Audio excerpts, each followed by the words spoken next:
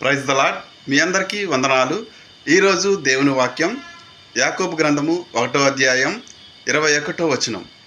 సమస్త కల్మషమును పిర్రవీగుచున్న దుష్టత్వమును మాని లోపల నాటబడిన మీ ఆత్మలను రక్షించుటకు శక్తిగల వాక్యమును సాత్వికముతో అంగీకరించుడి. దేవుడు ఏం చెప్తున్నాడంటే, మన లోపల ఉన్న కల్మషాలు లేదంటే దుష్టత్వం ఏదంటే మనకు అవి కనపడవు, కానీ అవి పరిస్థితిని బట్టి బయటకు వస్తూ ఉంటాయి. వాటన్నిటి మనం విడిచిపెట్టి దేవుని వాక్యాన్ని సాత్వికంతో అంగీకరిస్తే ప్రభువైన యేసుక్రీస్తు మనకు తోడుగా నీడగా ఉంటాడు.